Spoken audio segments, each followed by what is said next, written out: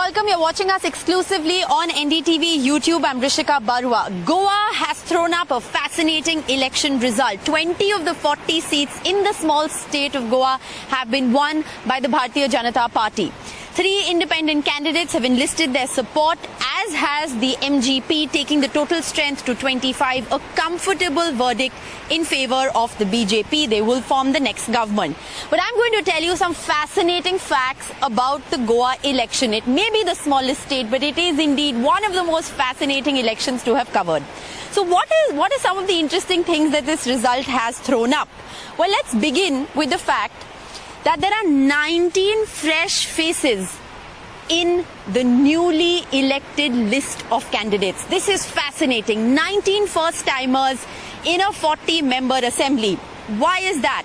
Another interesting fact. After the 2017 election, there was an over 60% defection rate, which means that over 60% of the candidates who were elected from a political party quit and joined mainly the BJP, enabling them to form the government. Maximum defections were recorded from the Congress party.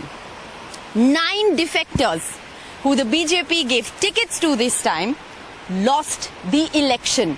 The people of Goa have voted with a vengeance against those people who have defected.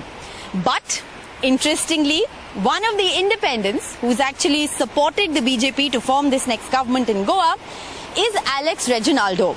Now, he quit the Congress party to join the TMC in December 2021. Soon after his arrival into the TMC made headlines, he quit the TMC. The Congress party refused to accept him back, saying, "We are not going to take back defectors." So he contested as an independent, he won, and has now extended support to the BJP. So that's a really fascinating fact of this election. The other really fascinating fact of this election has been the defeat of a political heavyweight, a 5-time MLA, a former Chief Minister, Churchill Alamo. Churchill Alamo joined the TMC ahead of the elections, and he was defeated by a motor mechanic's son. Again, a new face, and one of the 2 candidates who won from the Aam Aadmi Party. His name is Venzi. He volunteered with the AAP in the previous election as well. He took on political heavyweight Churchill Alamo, and he beat him by over 1,200 votes. Now, 1,200 votes is a pretty decisive margin when it comes to Goa. Speaking of margins, the other fascinating fact has been that the lowest margin of victory has been as low as just 13 votes. Yes, in Ponda, the BJP candidate has defeated the MGP candidate by just 13 votes. That's how close it has been in certain pockets. It's been a fascinating election to cover. The big headline story emerging: the TMC entered, made a huge splash, drew a blank. The Aam Aadmi Party last election drew a blank. In this election has picked up 2 seats. 2 seats in a small state like Goa is a big win for the Aam Aadmi Party.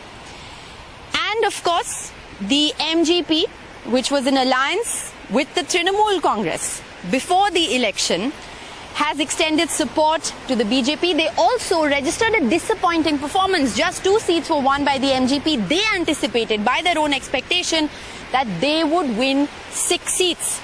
So very interesting election result that's been thrown up. The Congress party has been sized down considerably, losing 6 from the last time. And their ally, the Goa Forward Party, Vijay Sardesai, just about retaining his own seat with a small margin. And of course, Goa Forward, they're getting just that 1 seat. The other interesting aspect, lastly, has been the revolutionary Goans registering a win with 1 seat in Goa. Now remember, picking up even a seat in Goa is a big deal. The Revolutionary Goans is a new party that's been formed in Goa on the premise of Goa only for Goans. It's a party that is consisting of a lot of young people. They have a football symbol, and they've essentially fought the election on the plank of Goa for Goans. They are anti migrants into Goa. They are anti-people from the cities, Delhi, Bombay, Hyderabad, coming here to Goa and setting up homes, setting up businesses. They want Goa to only be for Goans. They've picked up 1 seat in this election, which has been interesting. And largely, if you look at the numbers, the BJP has got 33% of the vote share and the Congress has got 23% of the vote share. The Congress now, by its own admission, says that their vote, the Congress vote, was split between the AAP, the TMC and the revolutionary Goans. Something that we've been saying all along, a question we've been asking all along, that will a split opposition or a multi-cornered opposition be advantage to the BJP? Remember, anybody who didn't want to vote for the BJP had 5 different options. And that has worked to the advantage of the BJP. It's been a fascinating election here to cover with camera person Sanjay Mandal. This is Rishika Barua for NDTV from Goa.